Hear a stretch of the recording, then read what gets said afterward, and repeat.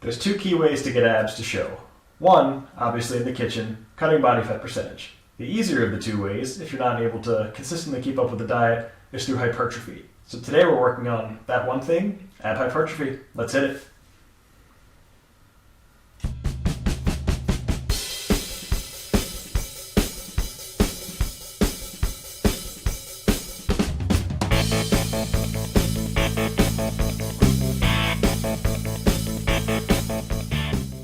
So you can probably tell today I'm by myself, Christine behind the camera. I think our arm got in towards the end of that last shot. So we have 5 exercises today. We're going to be hitting the dumbbell 90-90 crunch, single arm Otis Up on both sides, dumbbell hollow rock followed by a quick rest, thread the needle, both sides, and a weighted sit-up. All 5 exercises will be timed, the times will vary. Recommend having an assortment of dumbbells. Some will require pretty light weights, for example the hollow rock and the thread the needle are going to have around the 10 to 15 pound range depending on how comfortable you are with that. And then with the exercises like the weighted sit-up, you can actually go pretty heavy. So let's start our clock. Probably should have done that earlier, but oh well. So we're going to start with our dumbbell 90-90 crunch. For this, I'm going to grab one of my heavier weights, going to rest the dumbbell on the tops of my ankles here. Dumbbell's going to come up. We're going to have that 90-90 position, so a right angle on the knees, coming up and meeting with the elbows. It's going to be a total of 60 seconds, and we'll start in, say, 5 more seconds just to make my clock easy. All right, 5, 4, 3, 2, 1, hit it.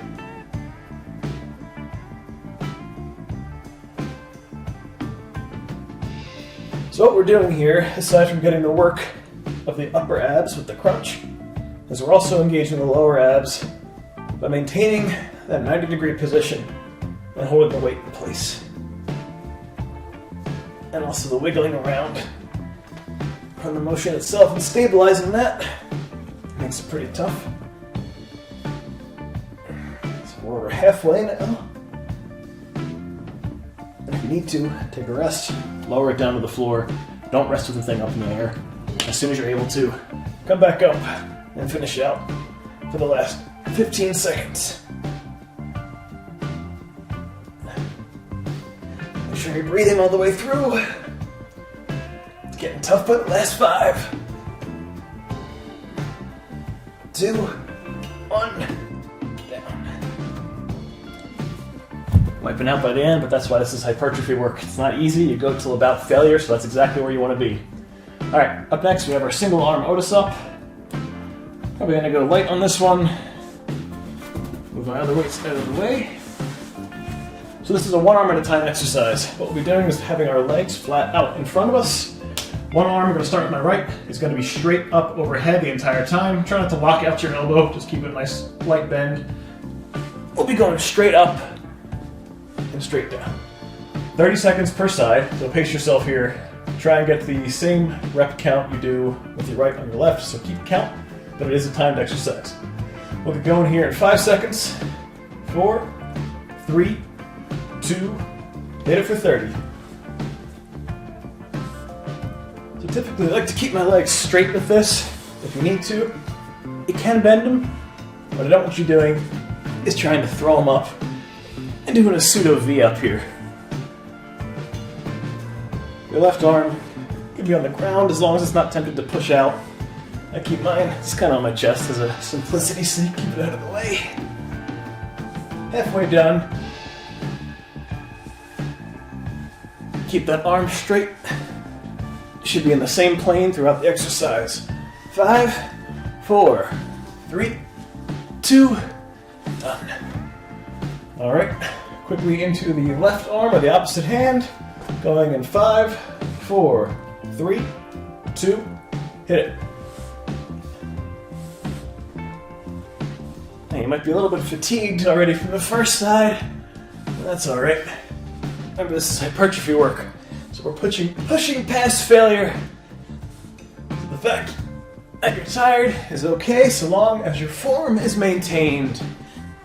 If your form's getting sloppy, don't risk injury. Either drop the weight, pause the video, put down the weight, take a breather. I actually forgot what my clock was at when we started. You remember? Nope. Oh boy. I want to say 10, so we might be done here in 3, 2, 1. Hopefully that's 30 seconds. Talking during the exercises and keeping track of the time. Sometimes challenging. Either way, we're up to our next exercise. Grabbing a medium weight here, going for a 20. This is called a dumbbell hollow rock. So what we're doing, down on our mat again. Dumbbell is going to be going up overhead and beyond a little bit. So don't keep it above your face, extend it a little bit beyond, make a little boat position, and we're going to be rocking back and forth, keeping the weight in a stable position above the head. So what you don't want to be doing is throwing the weight back and forth. You don't want to be doing a sit-up and meeting your legs. Keep that nice U or boat shape the entire time as you're rocking. I think we're doing this for 45 seconds. So I'll start this in 5, 4, 3, 2, boat and up. So the stabilization component here comes into play. But you're really getting the full range of the core in this one. And it is brutal. 15 seconds in, roughly.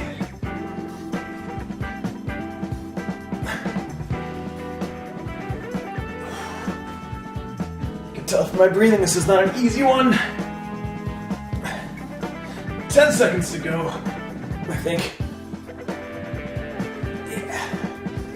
5, 4, 3, 2, and done. Now comes the glorious rest phase. However, it is short, so we only have 45 seconds of it. I think that was 30, so we have another 30 seconds in. It goes fast.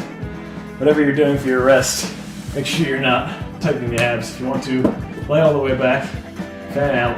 Just make sure you're taking tension off the core for a short while. We have 15 seconds left on the rest clock. Yeah. Alright, so as we come into this next move, grab a lighter weight. Especially if you are not used to this type of motion.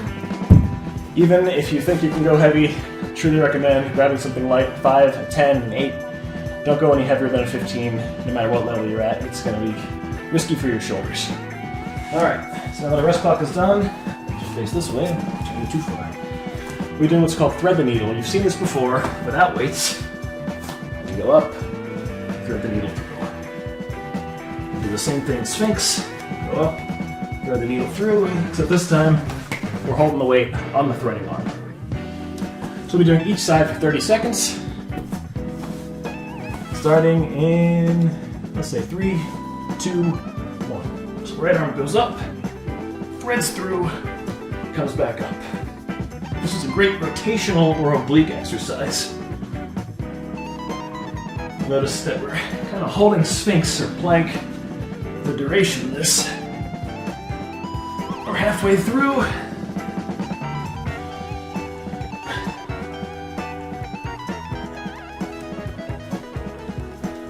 Five, 4, 3, 2, 1. Alright, one side down, one to go.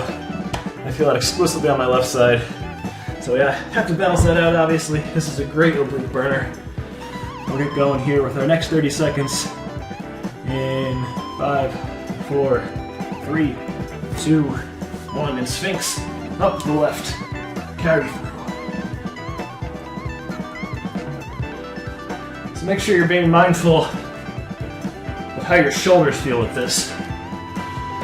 If you're getting too much shoulder strain, drop the weight or adjust your position. It shouldn't be an exercise that hurts your shoulders.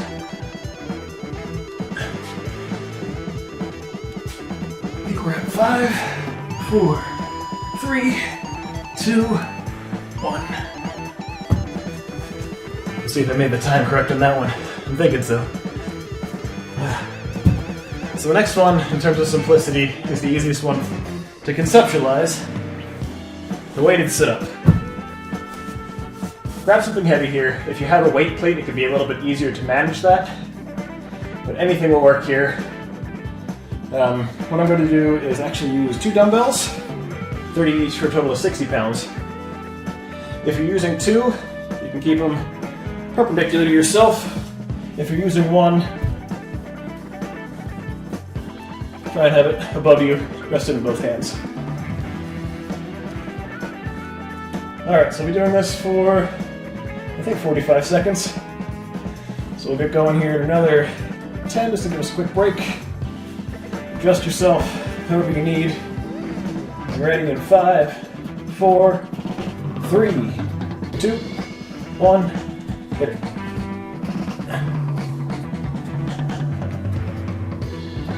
Now if you're holding the solo weight, make sure you're not throwing it in front of you. You don't want to be guiding yourself with the weight.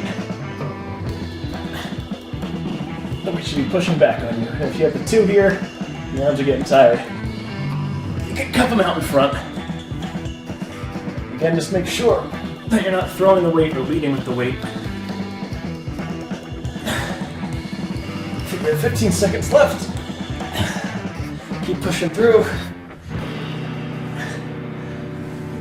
5, 4, 3, 2, finish that rep. Drop the weights down. Nice work. So as that gets easier, you can increase the weight that you have with you. Remember, for the weighted sit-ups, you can always just keep increasing one at a time to make combinations. I can use a 30 and a 15 to make 45 if you don't have a 45-pound dumbbell. And remember, for the feather needles, keep it light. Remember what you did the previous time. Either increase your time or increase your weight. And that's how you do ab hypertrophy. So great job, everyone. Thanks for joining us today. No matter where you are in your workout journey, you'll always fit in with us. Please remember to like, subscribe, ring the bell for notifications. Click that thumbs up button as Christine has. Thank you guys for joining. I'll see you next time.